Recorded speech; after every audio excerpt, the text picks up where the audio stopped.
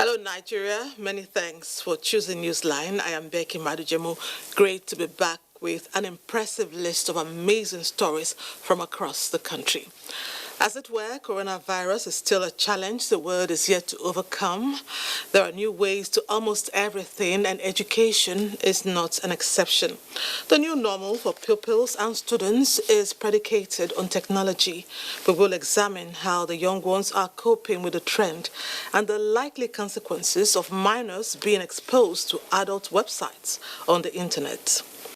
The mysterious death of a female undergraduate has many Nigerians calling for justice.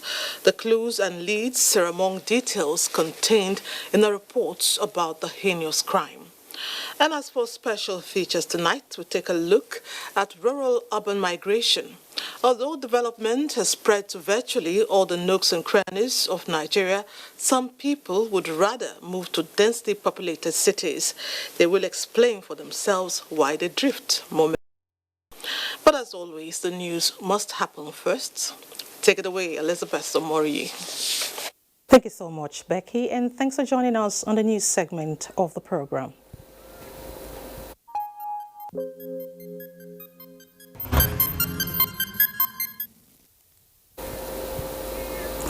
President Muhammadu Buhari this Sunday engaged members of the Presidential Task Force on COVID-19 on further measures to contain the pandemic as a 2-week extension of the ease of lockdown ends on Monday. The chairman of the task force, Boss Mustafa, who led the members, said feelers revealed that more segments of the economy may be reopened as the battle against the uncommon health challenge ravages on. State House correspondent Adamu Sambo reports. Members of the Presidential Task Force on COVID-19 were in the State House to submit their 4th interim report as the nation intensifies efforts at controlling and containing the coronavirus pandemic.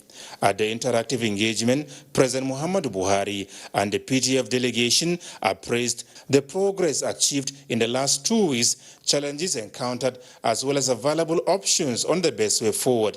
As far as the work of the PTF is concerned, he was upfront with his commendation, and he assured us that the nation is fully behind us in the work that he has charged us to do. And he is also appreciative of the work of the frontline workers. And we also discussed the issues of compliance. And he said we should continue to appeal to Nigerians and drive home the point that it is a personal responsibility. Is Nigeria winning this fight against COVID-19? We are winning. We are winning. As a matter of fact, you just suppose the rate of cases with our fatality rates, which is basically about 3%. Other countries and other climes is over 10%. We've not reached the peak yet. And I wouldn't want to fool Nigerians by telling them that we are out of the woods. No, we are not out of the woods. As we even open up and accommodate more enterprises, because we are trying to have a balance between livelihoods and lives. There's a likelihood of the increase in cases, but that should not be a source of despair. Although Nigeria now has close to 10,000 confirmed cases of COVID-19 and nearly 300 fatalities, some states are yet to be in tune with the reality of the situation. Apart from failing to cooperate with the NCDC as regards the containment drive, worship centers have also been reopened, by some of them contrary to the social distancing protocol. That's part of what we have considered in its totality. I would await Mr. President's decision on that once I receive his approval going forward as to certain recommendations that we have put in place. But I can assure you about one thing, that the ownership of the next phase will be the responsibility of the states under national supervision and coordination. And it is very, very important we realize that no state can be an island unto itself. When you deal with public health matters, whatever happens in a particular locality has the consequences of spilling off to other constituencies. And that is the message that we continue to drive in our pursuit of getting everybody to be on board. As the 2 weeks extension of the ease of COVID-19 lockdown ends on Monday, indications are that more segments of the nation's economy will be reopened. After we receive Mr. President's approval tonight or tomorrow morning, we will now know which segment of the economy he has allowed to open.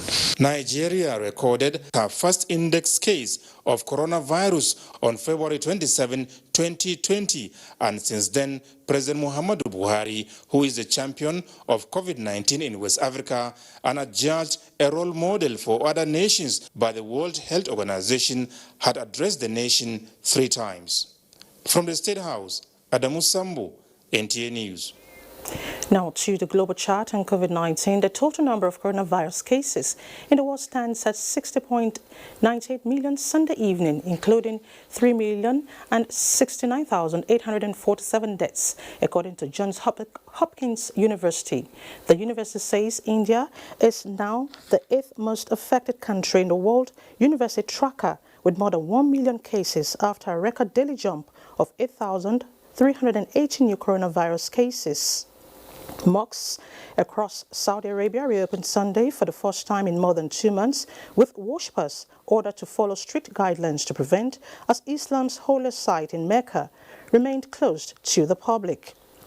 Similarly, the mosque in Saudi Arabia, Islam's holiest site outside of Saudi Arabia, also reopened for prayers for the first time since it closed in mid-March with little regards for social distancing. Meanwhile, Britain reached its 200,000 capacity testing target for coronavirus, including the means for 40,000 antibody tests a day, the government said on Sunday. And here in Nigeria, the Jigawa State chapter of the Nigeria Medical Association has confirmed the death of one of its members in Jigawa State, Dr. Nasri Adam, who died of coronavirus. The deceased, aged 36, was a staff of the Federal Medical Center, Birnin Kudu. He developed respiratory infection problems and was later confirmed to be coronavirus positive, leading to his death. Correspondent Abdullah Garba, Birnin Kudu, reports that this is the first medical personnel casualty recorded in Jigawa State under the COVID-19 phenomenon. For the federal government to thrive in its fight against the COVID-19 pandemic, efforts must be channeled towards assisting all states of the Federation in combating the disease. This is the position of the Cross River State government as the state gives update on its status. Justina Etim reports. Despite the rising case of COVID-19 in the country, Cross River State remains the only state yet to report any confirmed case of the disease. However, the COVID-19 free status of the state has generated controversy, as the State Commissioner for Health says there is conspiracy and pressure from different quarters that the state is concealing cases of COVID-19. As a state at this point, we want to clearly say we've fought a good fight. We have run our race. Dr. Edu says the hype given to coronavirus by relevant authorities is undermining the management of other diseases, thereby jeopardizing the health of several Nigerians who are now afraid to visit health facilities. I'm sure we were like the very first state in Nigeria that distributed 5,300 PPEs in January to both the teaching hospital, general hospitals across the state, primary health care centers, of course, the military, paramilitary, private hospitals. The commissioner believes that if the federal government gives more assistance to the states, there will be the ability to meet its requirements in the area of testing, surveillance, and more. In Calabar, Justina Etam, NTA News. Still on containment of COVID-19, as part of efforts to increase the capacity of Kano State government in the fight against coronavirus pandemic, a philanthropist has donated a more sophisticated COVID-19 testing machine. The equipment, Gene Expert presented to the Bayero University Center for Infectious Disease Research, is adjudged by experts to be faster and easier to operate. Lawat Salau Inua reports. The donation of the medical equipment to the Bayero University Center for Infectious Disease Research, which was accredited by NCDC earlier in May this year, to complement the existing COVID-19 testing centers in the state is seen by many as the right step in the right direction. Receiving the items on behalf of the center, the Vice Chancellor of the University, Professor Abuja Bello, appreciated the gesture, saying the machine will accelerate the success of the state in stemming the spread of the highly contagious disease. Other advantage of the machine, as being explained by experts, is that it can be used to test for other infectious diseases such as TB. So to be very useful to the teaching hospital, to the Center for Researches into Infectious Diseases, not only COVID-19, but other types of infectious diseases. This new machine can do 40 in a day. So when we put it side by our 270 test capacity, it is over 300 in a day. At least it is a step in the right direction, although we are still working towards increasing the capacity of the lab to do much more tests. Representative for the philanthropist Salus Ibrahim Balarabi, who commended the efforts of the workers at the front line, said the support was born out of desire to save humanity and rid the state of the pandemic. Lawal Sallau Inwa, NTA News. Meanwhile, Kano State Commissioner for Information, Malam Mohammed Garba, says 1,018 samples from suspected COVID-19 cases were submitted to the 3 testing centers in the state for testing between May 23 and 30. A statement released says, based on available data from the State Task Force on COVID-19, out of that figure, 72 were found to be positive. The statement adds that during the period, 881 of the samples tested came out negative, while 42 are on follow-up test. 28 have to be repeated. Malam Garba explains further that data on track of pending results from laboratories in Kano and National Reference Laboratory Abuja also indicates that Bayero University Kano Laboratory has the highest sample test, followed by Aminu Kano Teaching Hospital. The Commissioner calls on the public to always observe safety and prevention protocols. As part of activities marking the Nigerian Navy at 64, the Central Naval Command Bayelsa State has donated palliatives to Gudama APA community. Handing over the palliatives to the community, Flag Officer Commanding Central Naval Command says the gesture is a social responsibility to their host community. Chris Owibo reports. Flag Officer Commanding Central Naval Command, Yenegua Bayelsa State, used the opportunity to emphasize the reality of the coronavirus disease and the need to stop the spread of the disease. He also used the medium to appreciate the leadership of the Agodama IPA community for the cordial relationship. In line with the civil-military cooperation and as part of our corporate social responsibility, we are presenting these gifts to them to make them understand how that we know how they feel. And we will also urge them to know that the Nigerian Navy is a partner in security and a partner in the times of need. For them to have chosen Agodama as a community, for them to share this palliative, we are very much happy.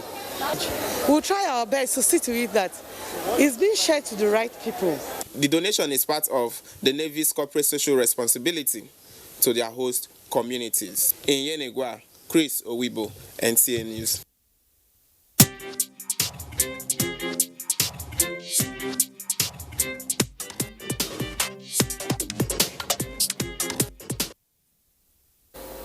Now to sectorial review of the present administration.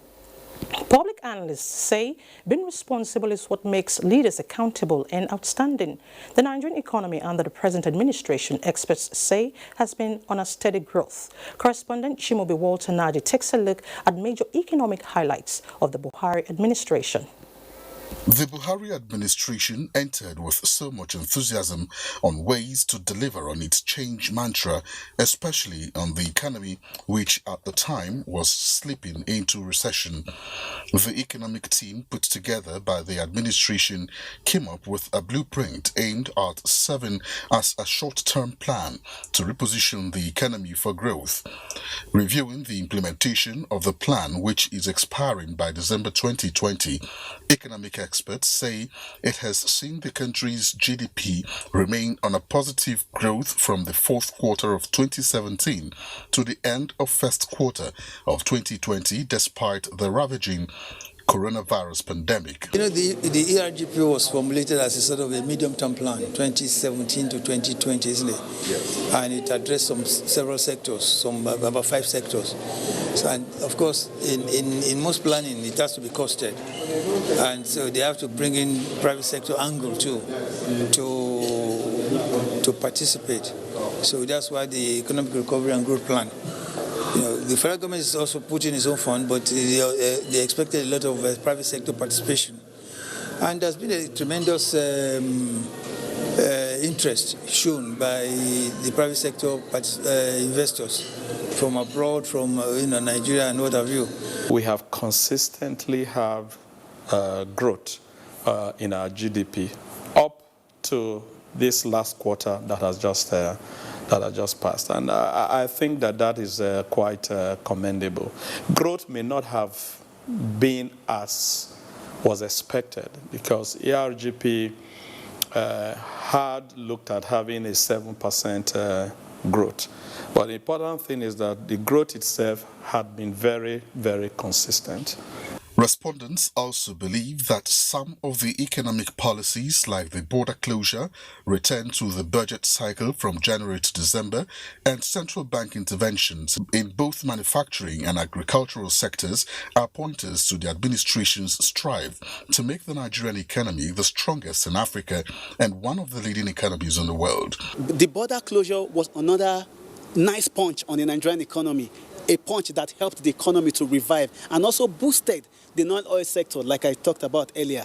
The closure of the border, as at that point, was important to halt the influx of goods that were banned. Another area that the government has actually really done well in the last 1 year is with monetary policy management.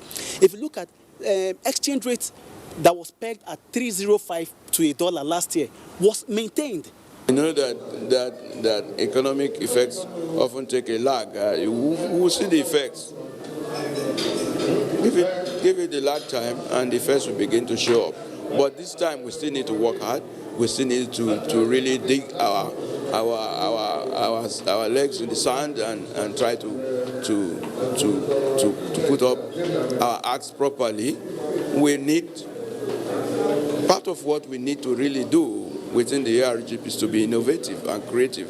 With the assurance given by the presidential economic team to revamp the nation's economy, it is expected that by the end of the second tenure of the Buhari administration, Nigerians will heave a sigh of relief.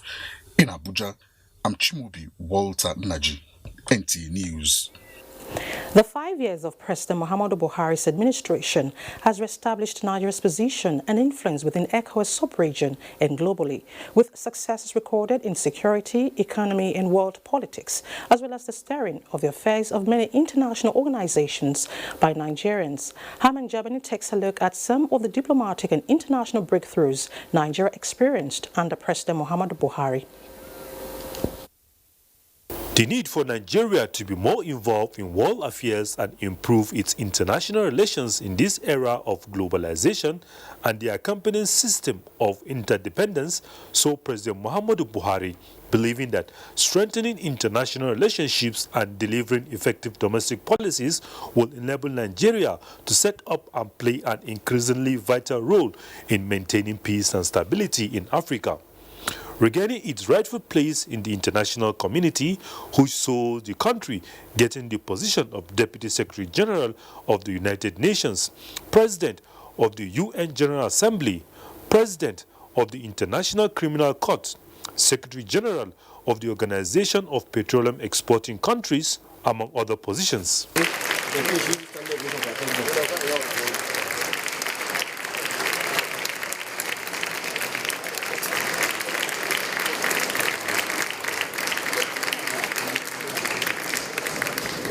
Nigeria, under President Muhammadu Buhari in 2016, signed agreement on the identification and repatriation of illicit funds with the United Arab Emirates, engage other countries to ensure the repatriation of Nigeria's stolen assets. For cooperation we have received in our effort to recover stolen funds.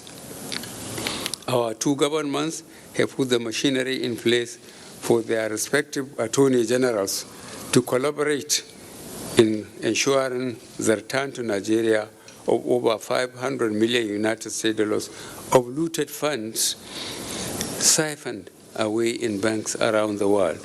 Nigeria was one of those countries that signed on to the Global Forum on Asset Recovery Principle. And one of those principles is the inclusion of civil society in asset recovery negotiation process. That for me is something that is remarkable. And we also need to commend the president. And because of the engagement with civil society, it has really helped to convince the international community, particularly with the restitution of the Abuja 3. The Buhari administration has mobilized international support for war against Boko Haram, forging strong partnership with United States, the United Kingdom, France and Germany, ECOWAS, the AU, the UN, which made the country to finally agree to sell weapons to Nigeria, seeing the number of terrorist-related deaths in the country dropping by more than 80% since 2016 by Global Terrorist Index report of 2019, and freeing more than 16,000 hostages from captivity. Nigeria is a valued partner and a good friend. I look forward to working closely with you to deepen our cooperation and forge an even closer partnership. The United States is committed to working alongside Nigeria as we seek a future of strength, prosperity, and peace. I especially want to thank President Buhari for Nigeria's partnership and leadership in the fight against terrorism. He's been a real leader. They're so willing to really engage with us. And he kept on making the point that they're not looking for political gain. They're not looking to dominate any country economically, but it is just that's a sense of solidarity. Nigeria joined the Open Government Partnership, participated in the London Anti-Corruption Summit and Commonwealth Conference on Tackling Corruption, but in 2016. The designation of President Muhammadu Buhari as the African Union Anti-Corruption Champion and West Africa's COVID-19 Champion shows great respect Nigeria is getting from the countries around the world. I think that is a demonstration of the integrity that has been brought into office by the president and his administration, and the stature, the new stature, the recognition of the importance of Nigeria, not only in Africa, but globally, in terms of what the capacity that we have to do good in terms of global governance. The leader today that we have in Nigeria is one the world has been waiting for. And because he has stepped forward to lead our country, Nigeria is seen in a new and a different, very positive light by the global community.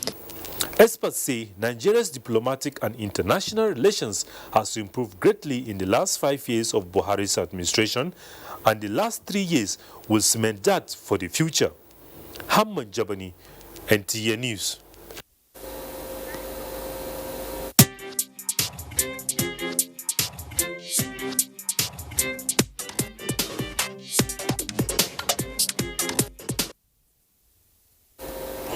Into other news, the Buhari support organization Southeast has commended President Muhammadu Buhari for signing into law the financial autonomy of state houses of assembly and the judiciary using the Executive Order 10.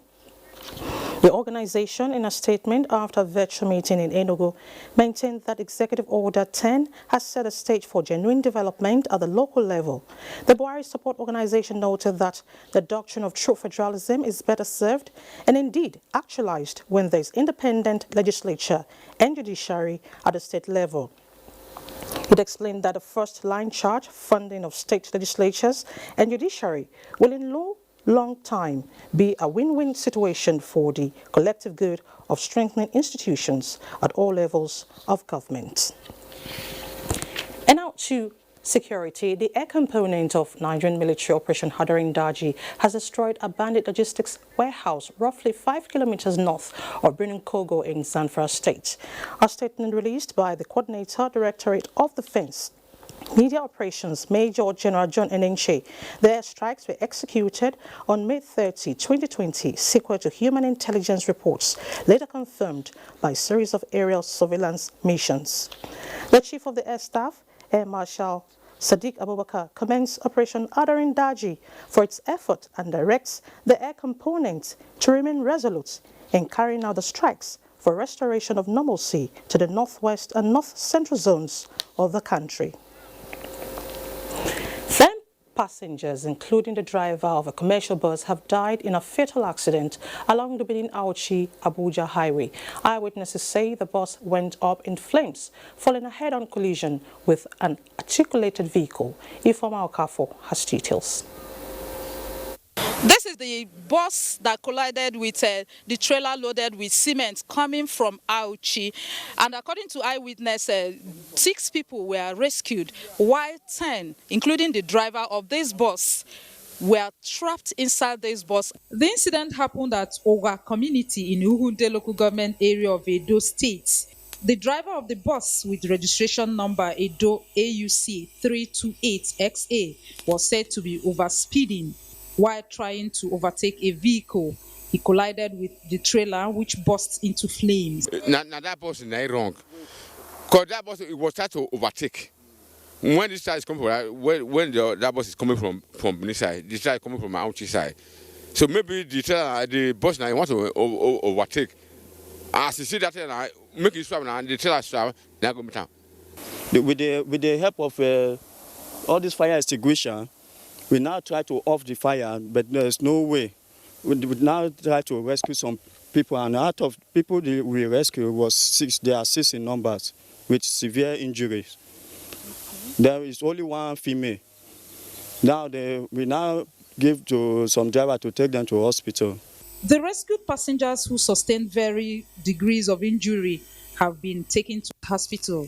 At the time of filing this report, road safety officials could not be reached, but eyewitness account says they were earlier at the scene. Make people guide control. That is the only thing we can do here.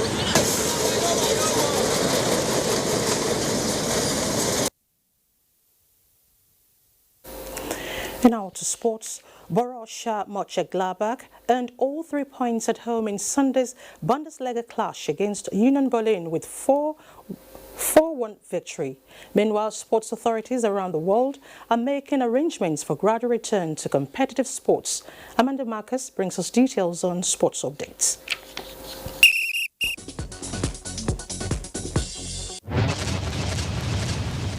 Competitive sports at the domestic level resumes in the United Kingdom on Monday, so says Oliver Dowden, UK's Secretary of State for Digital, Culture, Media and Sport. First to benefit is horse racing and snooker, with competitions on Monday but behind closed doors. The English Premier League, due to resume on June 17, announced 0 test results from the 4th round of testing for coronavirus, involving 1,130 samples. Across the leagues, 12 people have tested positive from 3,882 tests. Meanwhile, Cricket South Africa Acting Chief Executive Jacques Ford has welcomed government's decision Saturday, allowing training and playing of professional non-contact sport. According to him, the decision is a big boost for cricket as they meet on Monday to decide the way forward. In a related development, a select group of 13 Sri Lanka cricketers returns to training on Monday as part of plans to resume play after the coronavirus shutdown.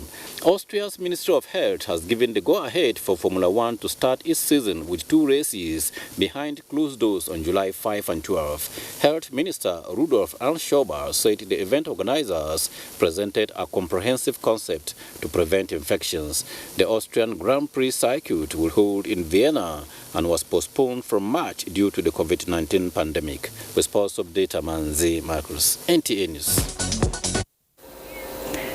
The late retired Revered Samuel Olukunle Ajani, the pioneer bishop of Anglican Communion Egba West Diocese, has been buried amidst tears at the premises of St. Paul's Cathedral Church in Abeokuta, Ogun State. Muyiwa Omowumi tells us more.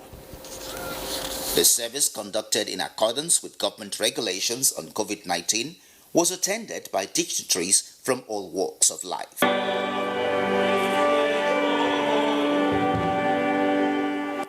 The only Bible reading was taken from the book of John chapter 11, verse 25 to 31, and the message drawn from the passage reminded Christians to be prepared at all times, as death remains an inevitable end to all. Jesus was not yet come into the town, but was in that place where Martha met him. All we need to do is to behave like Baba by using our life Family members and friends reminisced about the deceased's good life on air.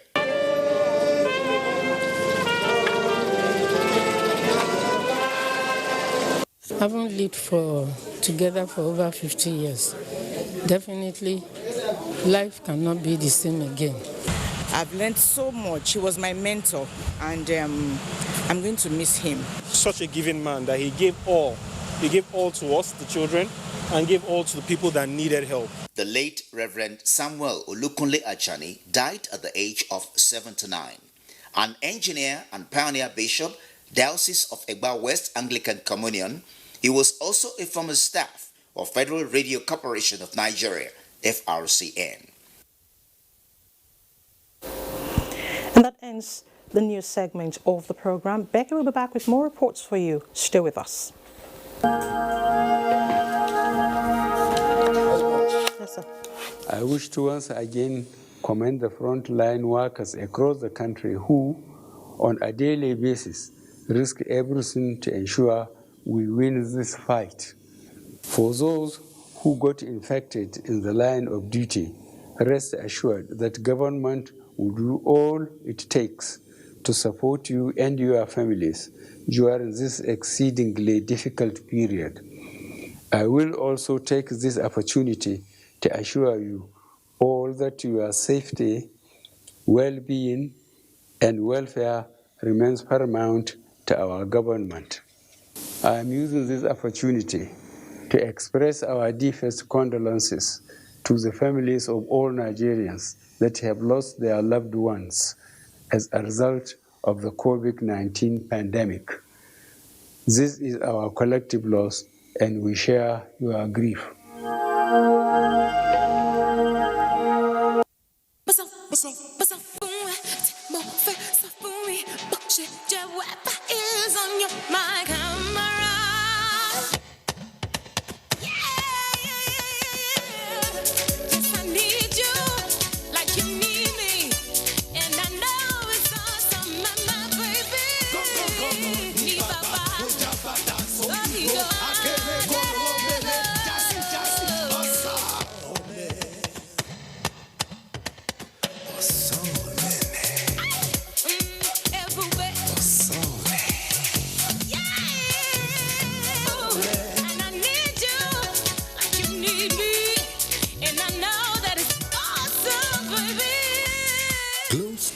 Data plan.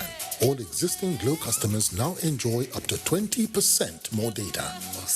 Dial *777# to choose a plan. Glow Unlimited. Last year, QuickTeller's ad campaign was fantastic. This year, we have to go bigger. Imagine, we open on me in my estate. Suddenly we hear, it's my ride. Just because I pay my bills on time using QuickTeller, they never stop my ride. Okay, wait. We see this slick car in front of a global mall. A fine babe gets out of the car. Guess who? I shop from stores in the US and UK, and I always get what I want on QuickTeller Global Mall. I have an even better idea. We see me and my boy driving. Yeah. And then I see some kids. What are you guys doing? No fees, no school. No fees, no school? You know what? You go to school. And then you go to school. And I'm paying for your school fees on QuickTeller. Great ideas. Don't worry about the cost. Everything is possible with QuickTeller. And then it takes all the credit. Just like last year. QuickTeller. Everyday payments made easy.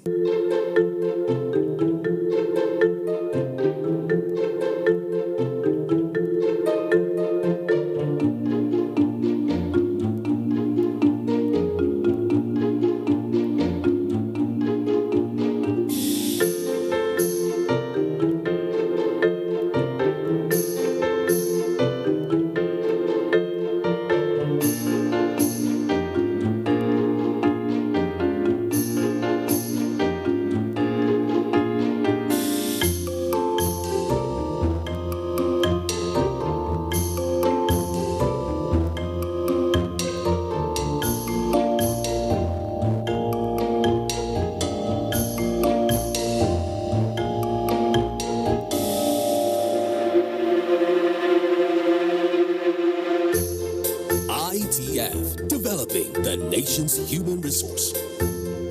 Tell them. They told me you are the best around here. What can I do for you, sir? I want my own very, very simple. I don't want any shine. If I see any shine. Actually, I'd love some sequins on my skirt. And I don't like any frills. I beg, I want frills on mine. But it must not be too tight. Tight! That tight now, that is what I want. And the transition. Oh, you know what? I want a gown. Me too. I want to come to You know what GMS and this for coming. Did you capture all the information? Of course not. Actually. Fantastic. I give my customers what they love because everyone has their unique style. So why should they wear the same thing? Just like MTN for me, which gives unique data and recharge offers just the way you like it. Just dial *121# and turn up great offers every day. Everywhere you go, MTN. Power outages have become part of our lives, and life can be a nightmare without power. That's why, now more than ever, you need to take control of your life with Omaha Portables. The power output of every Omaha generator is exactly as stated in its power rating. As long as there's Omaha, your home will have the reliable power you thoroughly deserve. Omaha generator gives us peace of mind because it never fails us. Omaha Portable Generators, inspired by you.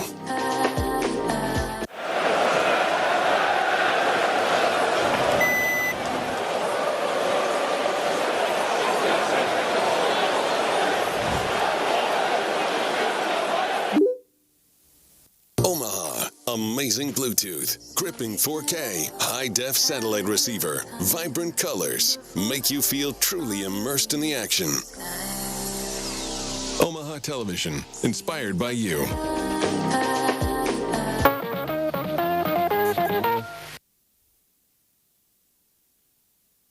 Back. The story you're about to watch is a pathetic case. It's about a 31-year-old mother of three, Mariam Haruna, who, after surviving a motor accident with severe burns to show for it, was left to bear the heavy burden of treatment herself.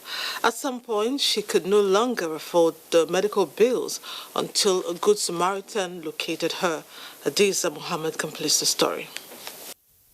The 31-year-old mother of three, Mariam Haruna, though from a humble background, was very industrious and full of life until tragedy struck on her way to Dambata from Kano. Lucky to be among the few survivors, Mariam Haruna was, however, left with severe burns on her stomach, waist, and down to her thigh, effect of an overheated water from the radiator of ill-fated commercial vehicle. Although she was immediately taken to a hospital for treatment, 2 months later, overwhelmed by her medical bills, Mariam was withdrawn from the facility by her family to this shanty and unhygienic room, an environment where she was attended to by a traditional healer.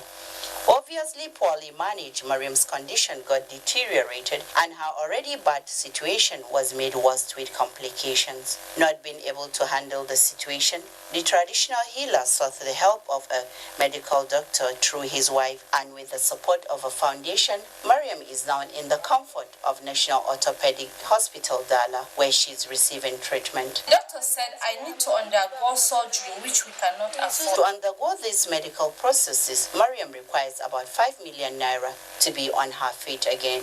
She is therefore appealing to Nigerians to come to her aid to be able to undergo the medical resuscitation and rehabilitation. She presented with a year history of a burns wound to both thighs, trying to build up by transfusing some pints of blood. Has been bedridden for some time. Because of that, she has had some deformity to both knees that is also preventing her from walking, which we also need to work on. More worrisome is that Mariam's mother, who has been taking care of her 3 children, has also been diagnosed of renal failure. So spare a thought for Mariam Haruna today by donating your widow's mite to foot her medical bills.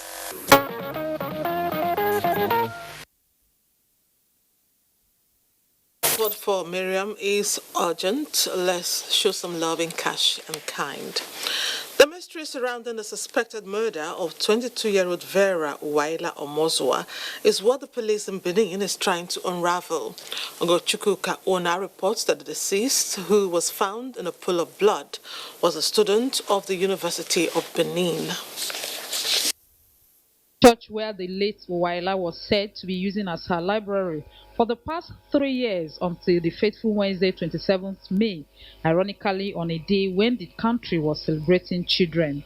Reports have it that she went to read as usual when unknown men attacked and raped her inside the church and hit her with a fire extinguisher, leaving her unconscious. She later died Saturday night. Like around 4, 5 or so, I don't know. She was about leaving, so that was how some group of guys came. They apprehended her, they raped her, she was badly raped and badly injured. So she was like, they said that she was like screaming, badly injured. According to they said that the security man was like asking her, where is the girl that collected the key that she want to go and read? That's what I heard. Where is the girl that collected the key to the venue, to the church that she want to go and read? Now the evening my mama come, something after 7. And the SSWT happened. See me, the rape girl for the altar of the church. This can't never happen before, never happened. I never heard this can't here before. The death of the 22-year-old undergraduate is however raising concern as the Students' Union Government and National Association of Nigerian Students of the University of Benin have besieged the crime scene and are demanding justice for Uwaila. Nigerian students are saying no to this ugly incident. I can feel the pain when this is happening. I can imagine how bad it is for my fellow students to be crying. The mood at the family compound is expectedly not a good one, with scores of sympathizers. And here with me is the father of this girl. The hand was being tied and her mouth was being tied. She was a virgin, 22 years, a virgin. It was the hospital that discovered this. It's heartbreaking. It's horrible. Very calm and withdrawn. The pastor of the church, according to investigation, has been arrested by the divisional headquarters of the police, Igboba Hill, Benin City. Meanwhile, Governor Godwin Obaseki has ordered police investigation into the death of Uwaila.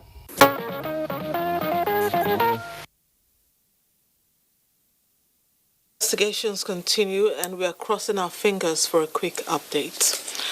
A 30-year-old woman, Obioma Ogbu, is currently in pains at a private clinic in Minna, Niger State, after alleged physical assault from her supposed husband. Her plea for justice, the mother of 4 called on the law to stop her alleged abuser from walking freely after attempting to murder her. Fatima Usman tells us more. Ogbu was barely attaining adulthood at the age of 17 when she followed Sunday Francis Ogbu down to Minna from Enugu State to settle down with him after paying her bride price. He just paid a diary that time. So all this time, my people have been telling him to come and do something. He don't want to go. The non-fulfillment of other customary and religious marriage rites was not any hitch as they maintained a happy home and became a family of 6 with 4 children. All remained rosy until 2 years ago. About 2 years ago, I've been having issues. He said I should go home, I should leave his house and go home. He just started maltreating me. So then he beat me with a machete that time. So I now go home. He now went and married another woman. So I was 3 months pregnant, so I nursed the baby. And so the battering continued as Chioma alleges the police have been in the picture of her plight. She said the most recent assault opened her eyes to life-threatening dangers should she continue to live with Sunday. Went to my father and I told him that he should stop it. He should kill me first before he will kill my mother. That if not, I should not kill my mother. And I begged him. He now told me that he now told my mother that she should go out of his house. That she should go out of his house. If not, she will kill us. They know that this thing has been happening and this man keep repeating it. And he's still threatening to do more. Given the accusation of Obioma and her family on the Nigerian police force of allowing Sunday Ogbu work freely, NTA News took up the Niger State Police Public Relations Officer on the case. It's a case of criminal force and assault and causing hurts, and the police made a frantic effort in arresting the husband. After we were able to arrest the suspect was granted bail to a qualified surety. We have committees for litigation, so definitely they will file the case before the court for domestic violence. You might be wondering why Obioma has not left Sunday all the while. At a time when I would just want to go, people will be saying I should stay because of my children. I should not leave my children with another woman. I don't want, because I don't want to die. It's only God that just helped me out of this one. So if I can get a place I can stay with my children, I will be fine. At the time NTA News visited the house of the couple, the entrance was locked, while the first son of the couple attempted to gain entrance, even with the supposed key of the residence, but proved abortive.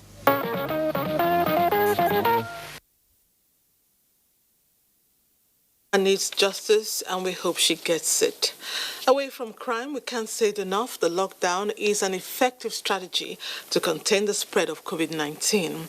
And in the words of correspondent Abdul Wahid Bibiri, people are the legs of coronavirus. I quite agree. If you stay indoors, the virus won't have legs to move around. There's no better way to give the stay-home directive more clarity.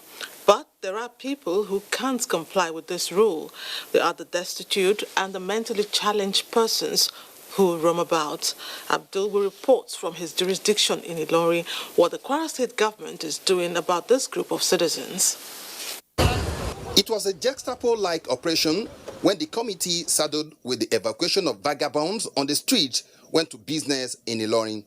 John Godspower is a well-known mentally challenged man, having been roaming about the metropolis for over 10 years. Though he was not known to be violent, the expertise with which the catcher got him caught my attention. I don't know the name of these people. I know that here is Star of Raymond, but here is Lagos. All right, where are they taking you to? Me, I'm waiting for an aeroplane to carry me back to where I came from. I'm smoking DIM, so they catch it of my hand. I learn weather. As I finish weather, I went there, I go smoke. So my father said that I should be there, smoke. If I come, I will shoot me. That's why. What do you smoke? Leaf, original leaf. The committee set up by government is headed by the owner of a private traditional psychiatric home, Folorunsho Saliu. As much as the vagabond sense danger, citing the members of the committee. Kwara State government is evacuating lunatic and street beggars in order not to spread the coronavirus COVID-19. Olonuda Psychiatric Home, where they are relocated, is a private initiative with which the government is collaborating. The condition at which inmates live at Olonuda Psychiatric Home is nothing to write home about, but the collaboration becomes inevitable as the government rehabilitation center is under renovation. There is a need for us to evacuate the lunatic and the destitute that are moving around because if these people can be attacked by this COVID-19, it can easily spread out, so that we don't want our people to involve in this. The inmates sleep on bare floor without mattress, and the home is not connected to public electricity supply. The center is open to external attack without a perimeter fencing, while the only motorized borehole available is shared with members of the host community. The initiator of the home, Folorunsho Saliu, who led the evacuation, inherited the skill and converted it to charity work. We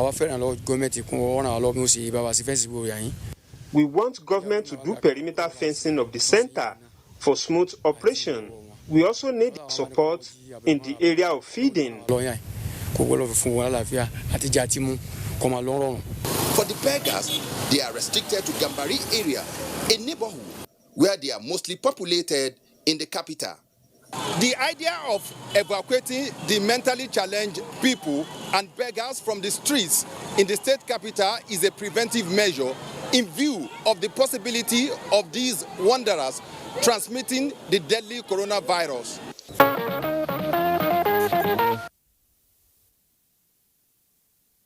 State government has done the extraordinary. It's quite easy to forget that the destitute should also stay safe.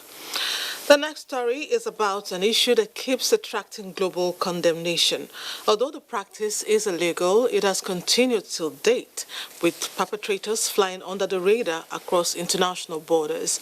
In this case, the alleged culprit places a victim in a precarious situation, not minding that they had a close connection. Annie Daniels reports. A friend of mine told me that he has slots for maids. And I replied, I don't do maid. As a matter of fact, I don't have people for it. So in course of that this lady is the same office with us, she put up interest that I should please assist her. And I told her, are you willing? She said, yes, she's willing. I said, okay, in that case, I have no money to give you. And all I'm saying right now is nothing but the truth to God Almighty. So I have no money to give you, but if you want my help in this way, I will do it. That was 36-year-old human trafficking suspect narrating his relationship with a victim of human trafficking. The 26-year-old victim had taken to a social media platform to cry for assistance to return to Nigeria after being confronted with huge, exploitative and unbearable servitude in Oman. No thanks to her mutual friend, the suspect. She's not lost to NAPTIP. She may have been lost to the trafficker. Because of exploitation, she shifted base. But NAPTIP is able to locate her even by where she is. The suspect denies every allegation, insisting that the victim was only paying for her attitude to her employers in Oman. Sometimes she absconded from her first boss. And I asked why. She was like, it is because the children, they can shout. Because the children can shout. That means our passport and our residence was with her originally, was not collected. So I now ask her, how did you abscond? How possible? And are you with your passport and are you with your international passport and your visa? Because working on the foreign country illegally, it has implication. Luck, however, ran out of the victim when her boss's wife found out she was having an affair with her husband. Now that she even said at a point that she felt the woman has suspected her. This added to Lauluatosin that the woman has suspected her, that she had to send a voice note to her just to sense if she knows what is going on between her and her husband. So I said, okay. I said, now, he said, that is because she's now afraid of what that woman could do to her as an Arabic woman. That is why she did the video, to gain sympathy and to fasten her coming back to Nigeria. The Nazi boss has a warning to those in search of greener pastures where they may never find one. The advent of COVID-19 has presented another opportunity for mindless traffickers to deceive youth with promise of jobs due to the heavy casualties recorded by some of the destination countries. It is important for them to be careful and weigh every offer before taking any decision. NAPTIP is doing so much tracking down traffickers. We can assist by reporting perpetrators in our vicinity. Next up, once upon a time, not too long ago though, many parents forbade their children and wards from using smartphones for fear of abuse and easy access to censored materials on the internet. Today, no thanks to COVID-19, utilizing that same technology has become the only platform for teaching and learning. Onengiye Fineface questions a few aspects of this trend, bordering on access, impacts, and opportunities. These dead leaves once blossomed as sprouting evidence of hard work. It's a student agriculture project abandoned and dead. COVID-19 has forced its owner and occupants of these seats home. Even the library now needs a little bit of noise, just as classrooms yearn for students. Godfrey Wogu, a security guard in a school, now understands better the pleasure of disturbance from children. Everywhere is lonely. Here we are feeling lonely. We don't see anybody to talk with. We don't see children to play with. Honestly, I am not happy for it. COVID-19 has brought about a lot of changes in school affairs, in school running, in school activities. Like I advise a parent that will you please drop the phone for your son. This same parent, like 3 months ago, that I told not to buy a phone for the child. It's exactly a paradox, but now we don't have a choice. Schools have now moved to homes. Anthony Igbagri, a parent, doubles as a teacher. It hasn't been easy either, because we as parents at home, we also need to buy data for our children to use the internet to answer their questions. I like it because they used to send me questions. There are 20 questions. That's 100 points, 20 questions for me to answer. So anytime I fail, they just give me corrections. So I can revise them back, search it on the web again. Students, though, still prefer the ambience of a classroom. Unlike school, it is interactive and fun and easy learning. But now, the teachers send assignment, and it doesn't make us learn faster. Because that one I'm interactive, I can ask the teacher and say, is it like this? Am I supposed to, is it supposed to be like this? I can ask the teacher. But at home now, I can't ask the teacher anything. Though the leaves of this agri project are dead, those in the school farm struggle to grow amid weeds. And Godfrey remains optimistic that the lost willpower of these buses will regain life to drive his students back to school when the virus is contained.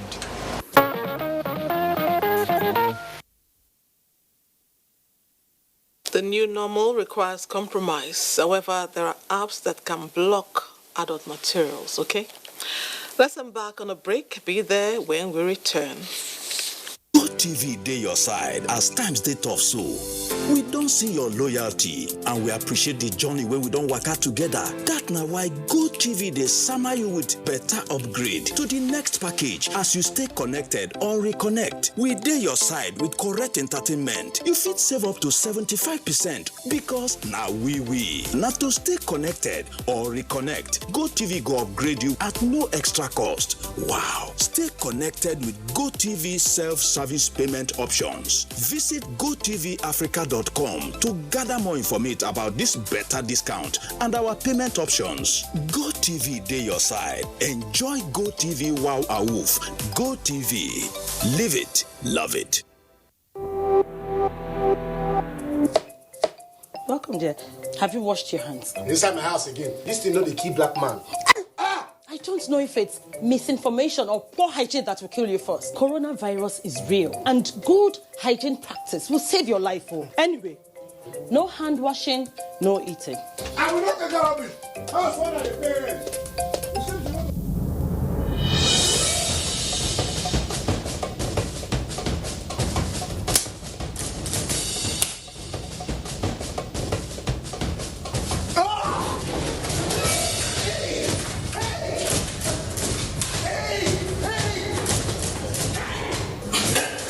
Coronavirus is real and it's on the rise. But you can help yourself and help others to be safe. Remember, we can stop the spread. It's in your hands. This message is from the Akinfade Foundation in partnership with the National Orientation Agency with support from MacArthur Foundation.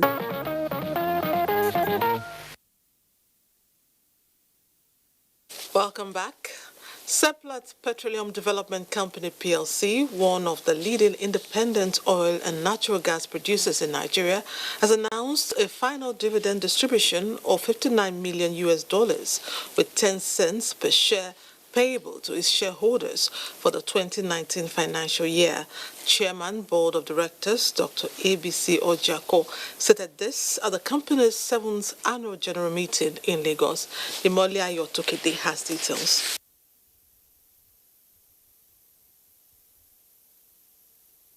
Shareholders and the management of Seplat Petroleum Development Company PLC are gathered here to analyze the financial performance of Seplat Petroleum PLC for the year 2019. The resilience of Seplat management towards achieving an excellent performance resulted in an increase in profit before tax of $293 million and $277 million profit after tax as against the $147 million generated in 2018. As an indigenous gas production company committed to providing the essential commodity to homes, it also grew its revenue in gas to $203 million from $156 million in 2018, with capital investments of $125 million in 2019. The Chief Executive Officer of the company, Austin Avuru, while keeping shareholders abreast of the company's financial records for the year under review, assured them of management's resolve to deliver higher production for the year 2020. We continue to invest in capital expenditure, increase our reserves and production through drilling, and then this is complemented by acquisition. That has amounted to major reserves additions. The Chairman, Board of Directors, Dr. ABC Ojiako, highlights ongoing plans to enable Seplat to position itself for an ambitious next phase of growth, which would aid expansion of its footprint in terms of energy business activities, as well as foster opportunity-driven entry into different geographies. The board has made it mandatory that we continuously review the cash flow situation of the company, the liquidity status, balance sheet strength, and all of that. If you shorten wealth, it will mean that things are going completely south. Seplat reassures shareholders that amidst the current headwinds caused by the prevailing coronavirus pandemic and the drop in oil price, the company will continue to maintain strict financial discipline over investment decisions and ensure effective management of risks with a strong health, safety, environment culture. The 57th African Day celebration was held during the week, echoing the desire and zeal of Africa to make a clean break from the norms of poverty and disease towards rapid development. Adeniyi Taiwo reports that the current measure of success recorded in the war against COVID-19 by the continent appears to have rekindled confidence in many possibilities of homegrown development.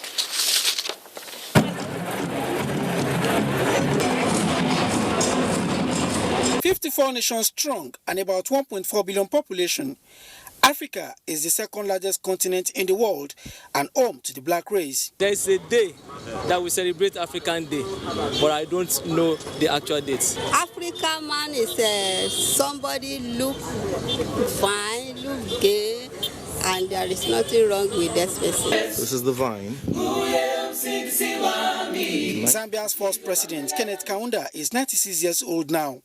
The last of his generation of freedom fighters, the author of the book, Zambia Shall Be Free, is credited with saving Zambia from the trauma of post-independence civil war and championing the cause of the young continent.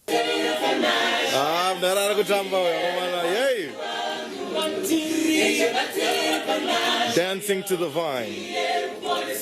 With the formation of the Organization of African Unity, OAU, on May 25, 1963, the continent has pursued development, first through seeking the independence of colonized territories, then unity, and later socio-economic development and prosperity of the continent. In Africa, there is no inter-country war. For once in our lifetimes, African countries are now united. Quite a lot of Africans, especially Nigerians, if you look at the record in US, in UK, European countries, they will tell you that Nigerians in particular, we are really trying and they are doing well in various disciplines of education. Our rich history, vast potential, and regional bodies' effort notwithstanding, Africa is still largely regarded as a developing continent that is caught up in the web of dependency with its economic policies and activities, mostly tied to the apron strings of developed nations of the world. Such domination has decimated this continent, scattered us abroad, and basically limited our progress. While Africa's economic outlook for 2020 indicates improved growth fundamentals driven by increase in investment, rise in debt, poor human capital, and inadequate inclusive growth are some of the challenges. The way out, some say, is a paradigm shift from dependence on foreign model of development to homegrown solutions. To have African values highlighted in a world that is increasingly growing global is a vital necessity for the continued existence of the continent. We have all it takes to compete with one of the best economy in the world. Please take, for example, the first television station in Nigeria here happened even before countries like France will have a television station. Impressed by Africa's response to the COVID-19 challenge so far, they say the path to sustainable development lies within. We've been able to cope with the challenges of this pandemic. Quite a lot of the challenges that we are having mainly is purely on an economy. And I thank God that the government has done well by inviting the private sector too. Gone were the days when we say Europe is underdeveloping Africa. Even when the Madagascar president is taking the lead that no, we have the cure for this. What is African Union doing? As Africa looks forward to a new decade as one prosperous and unified continent, it is expected that the Brotherhood of Nations will work out better synergy that would aid its socio-economic, cultural and technological advancement.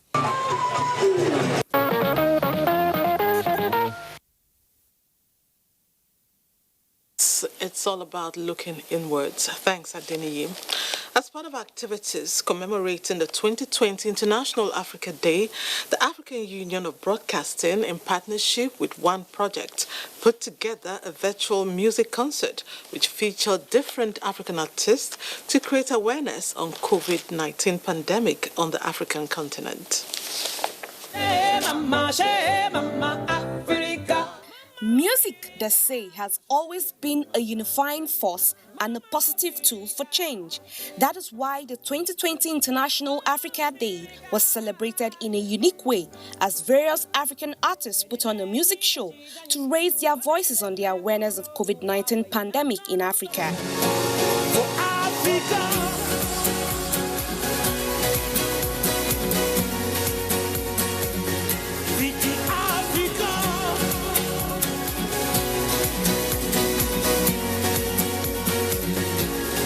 The virtual musical concert was put together by African Union of Broadcasting in collaboration with One Project with the aim of sensitization on the risk of COVID-19 infection and to engage in collective efforts to curb the spread of the virus.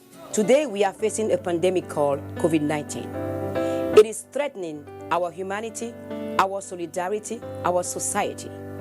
But one thing I believe is that if we come together, we can beat this pandemic. Africa must rise above this as we have done with every previous challenge. Together as one, I know we shall overcome. And if music be the food of love, let us play on. On y croit, made in Africa. Quand on bouffe, quand on boit, made in Africa. C'est pas un thème, c'est une profession de foi. On le dit, on y voit tous les jours, made in Africa. Due to the spread of the virus, the African civil society and its diaspora are mobilizing to combat the health and social consequences of the coronavirus pandemic in Africa. Your health is your wealth, no one can deny.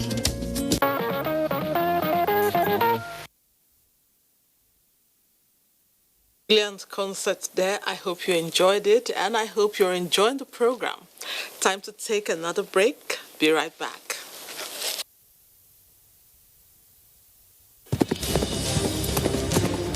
A united Nigeria. Strong in the fight against COVID-19. To bring a voice of hope. To join hands to bring an end to this pandemic. Kandi ko hafia si akwado agha n'otu aka ka ndị nwere ikike ịhụ maka ahụike si dịkwa nkwadebe maka ọgụ a. Ní ayé àtijọ́, a farapamọ́ lábẹ́ àpáta Olúmọ, a sì borí ogun náà. Àkókò tó láti farapamọ́ sínú ilé. Mu ci gaba da kaɗaita juna kuma mu kiyaye wuraren da akwai cunkoson mutane. Womere ya mevogja wogora bowe koke kokyo woje serigi sanitizer wogora bowe. Fulbe ballen ko emeden kauten jude kaben dun nyaw coronavirus. Daroden e wuro ballen gomnati ballen ko emeden dun nyaw dun waray dun dillay. One Nigeria, different languages, and we shall surely prevail. This message is brought to you by the National Orientation Agency, Nigerian Film Corporation, powering possibilities in partnership with Nigerian Television Authority. You can't beat the rich. We have observed the lockdown. We have practiced the measures in order to curb the spread of the virus, but we can do better. The coronavirus spread is increasing daily, and only together can we cut down the numbers and defeat the spread of the virus. Remember, COVID-19 is not a death sentence, and a recovered patient cannot spread the disease. Do not stigmatize. Do not hesitate to report any case, or if you have come in contact with anybody that has been infected with COVID-19. If you have cough and fever, please stay at home and call your state hotline. Find state numbers at www.covid19.ncdc.gov.ng. Remember, it is for your own good and for the good of every Nigerian. Let us do better and defeat the virus. Together, we can do this. This message is brought to you by the Nigerian Television Authority, NTA, Africa's largest television network. Action. Make your home the place to be with GoTV's super cool kids channels. That sounds fun. From funky friends that'll keep even the little ones busy. All right, everybody, let's do this! To learn as you watch educational shows for curious young minds. You can do some amazing things. There's plenty for everyone. Tune in to our kids shows and get everything you need to keep the kids entertained and learning the fun way. GoTV. Live it, love it.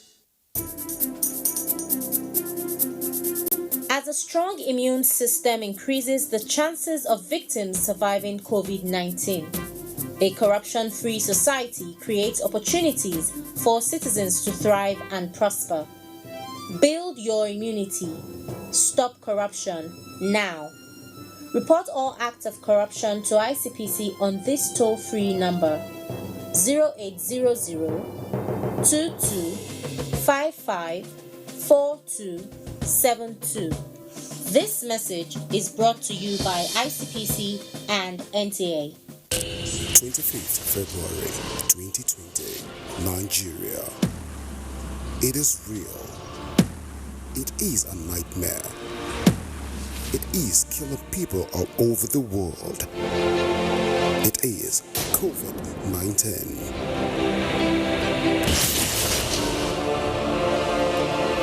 Compliance with the various states in Nigeria, the current measures will flatten the curves. Shutting down is not an act of wickedness, but an act to save lives. Stay home, stay safe. Observe social distance. Always put on a face mask while leaving your house. Make sure you are on a tricycle alone. Cars and buses cannot carry more than half their passengers. Always remember to wash your hands. Together, we will defeat COVID-19. This message is brought to you by the National Orientation Agency, Nigerian Film Corporation, powering possibilities. The number of the COVID-19 cases in Nigeria is increasing daily, with many more tests ongoing. The battle of testing, isolating, treating, and attending to the affected persons rests heavily on the shoulders of our health workers, constantly putting their lives on the line and at risk to contain this virus, save and protect the lives of millions of Nigerians. To these health workers, we at the Nigerian Television Authority, NTA, on behalf of millions of Nigerians, say a big thank you for all that you have done and are doing. To the security agencies enforcing the lockdown and every other frontliner, we say thank you for putting your lives on the line to save ours. There is no amount of words that can quantify our gratitude. Thank you. This message is brought to you by the Nigerian Television Authority, NTA, Africa's largest television network.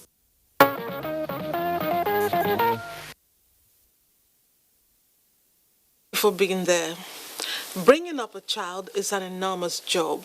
Apart from equipping them academically and morally, parents are expected to teach their children how to be financially responsible. This aspect will be examined by Sowese Ago in this report.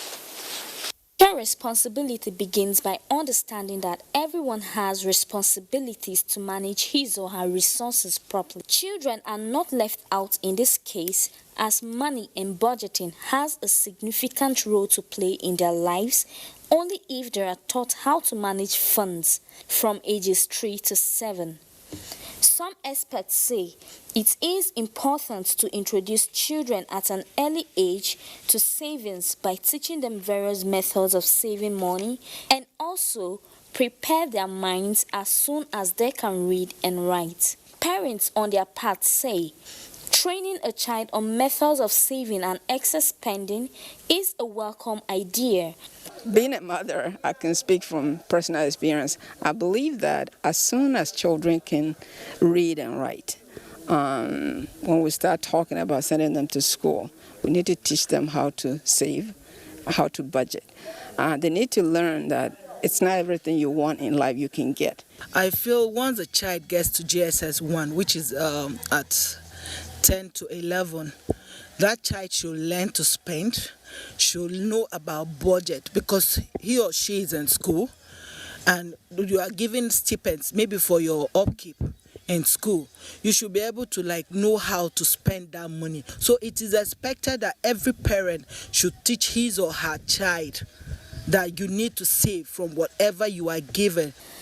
Teaching children the benefits of waiting can also aid them in their decisions to always be patient in life.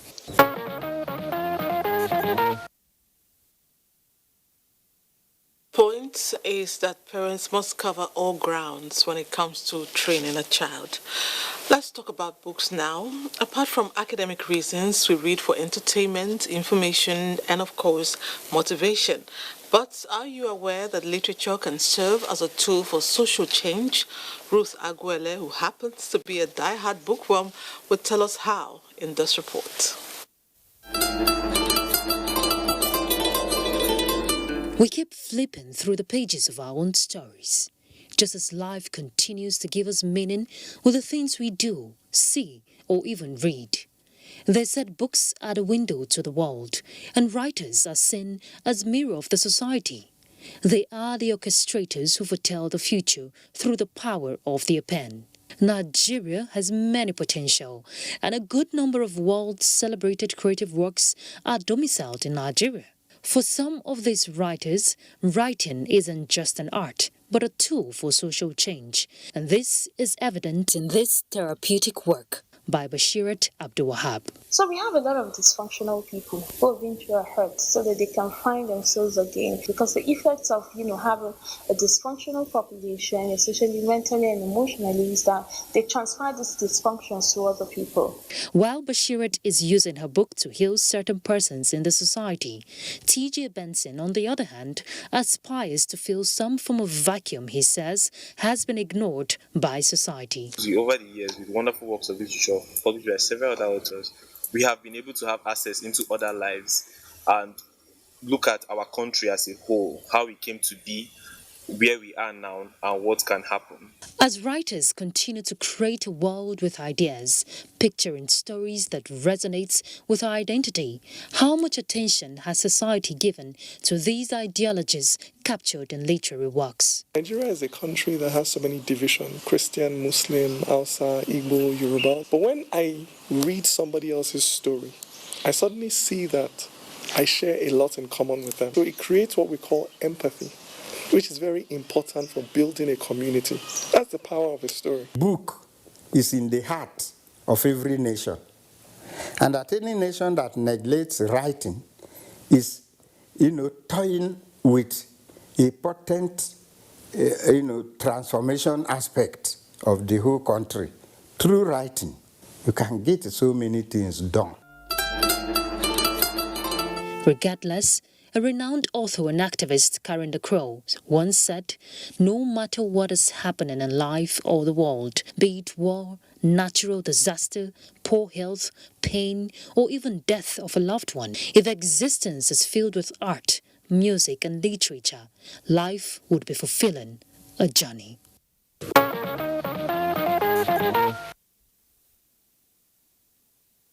And if you want to be self-educated, cultivate the habit of reading. No shortcuts. One last break before curtain call. Stay tuned. Nigerians, let us take responsibility. Stay healthy, stay safe, and curb the spread of the virus. Take responsibility. The coronavirus spreads from one person to another. Let us avoid crowd gathering of any kind for any reason. Take responsibility. Avoid traveling from one state to another during these lockdown restrictions. Obey all the rules that are put in place. Take responsibility. Stop spreading fake news and unverified reports about the coronavirus. There is no known cure for COVID-19. Take responsibility. Observe all the measures that can help stop the spread of the virus. Together, we can do this, but only if we take responsibility.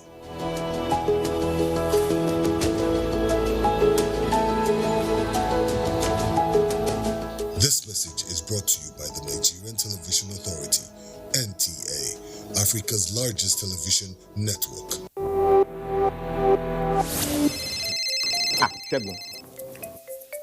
Alpha, say tomorrow still day on. What's your tomorrow? Community meeting now. You know they hear Abi? Now beggy. See, if we meet for my house, inside parlor, then go no. This COVID-19 is not a child's play. If you want to elect a new secretary, we fit to Do one for WhatsApp, or for Skype, or even on Zoom.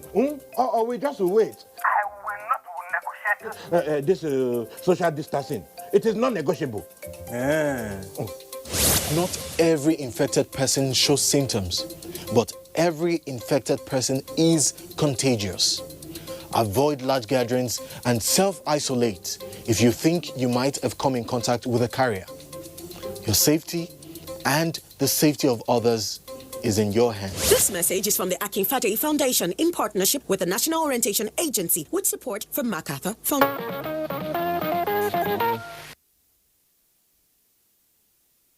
Has taken a new turn for an indigent widow in Aigba, Kogi State.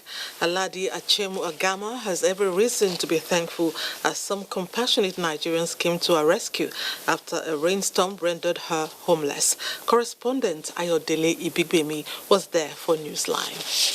The story of Aladi Achemu Agama, a poor-aged widow and victim of a rainstorm which destroyed her house in Abuja area, Aigba, the Kenya local government area, has changed forever.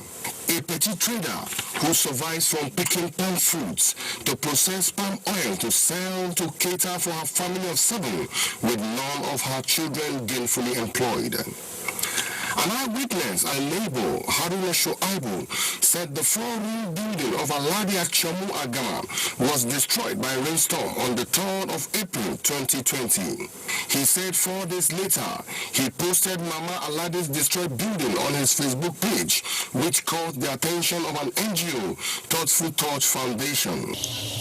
So from there, the founder came down all the way from Abuja to Aigba, confirmed the incident. Founder, Thoughtful Touch Foundation, Blessing Olofu Ojenin, visited the scene, and in confirming the incident, she swung into action immediately. The rebuilding exercise includes demolition and construction work, roofing and painting supervised by the foundation. I saw Mama's situation. It was not a pleasant one. So I started talking to some of our trustees and partners. We were able to rally around, and today we are here. We have renovated the house. It's completed to the glory of God, and we are praying and hoping that Mama lives long in good health to enjoy her new renovated house.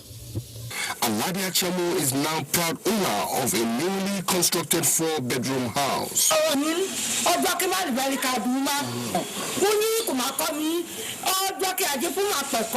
Friends, well-wisher and the children in Abuja area community were full of joy for the goodwill.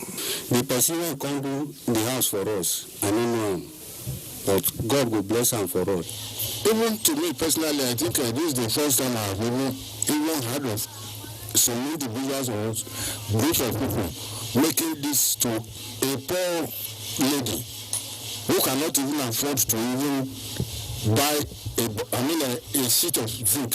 For an NGO to come and complete a complete house like this, it's still a shock for the community as a whole. For the people here, they urge the government and other spirited individuals to emulate this life-touching gesture.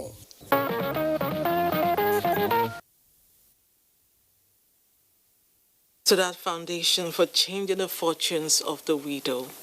Next up, following guidelines for burial ceremonies in Lagos State, the family of late Honorable Oladipo Sunday Fashade gathered to pay their last respects to an unforgettable icon. They did this in a private ceremony at Ikoyi Vaults and Gardens in Lagos. Imole Ayotogede has details. After spending 86 fruitful years on earth, Honorable Oladipo Sunday Fashade passed on, leaving behind his cherished loved ones.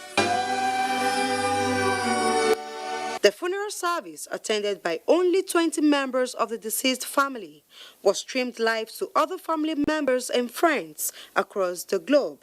In our homily, Pastor Olugbenga Sholaja of Grace Redemption Assembly International relived the life and times of the departed and enjoined the congregation to emulate his sterling qualities. Baba impacted life.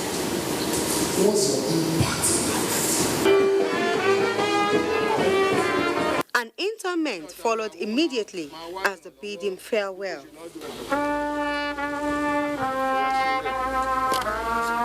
In his last days, during this corona period, he called us every morning to ask how we were doing. It was the best. He was my friend, my confidant, my succor. He's a man who loves peace. He's a great man, extraordinary great man. A nice man has gone. May his soul rest in perfect peace. Born on September 24, 1933 at Ijero, Ekiti, to the family of Fashade of Odole Chieftaincy House in Ilesha, Osun State, and Prince Ojo Adelabu of Onyinyo ruling house of Ijero, Ekiti in Ekiti State, late Honorable Oladipo Sunday Fashade worked with the Port Authority as a dock worker in 1955 and later became the editor of the Port Workers Union Journal. He studied journalism in the United Kingdom and practiced for 12 years, working as a commentator on sports and current affairs for Radio Nigeria and the Nigerian Television Authority, NTA. He later obtained a degree in law at the University of Lagos in 1966 and was called to the Nigerian bar in 1970. He delved into politics, becoming a member of the Action Group, working closely with the late Chief Obafemi Awolowo. The late Honorable Oladipo Sunday Fashade passed away on Friday 15th of May 2020 after a brief illness, leaving behind children, grandchildren, and siblings. May his soul rest in perfect peace. Amen. It's time to call it a day on Newsline. Thanks for watching. I can't wait to see you again next week. Good night and God bless Nigeria.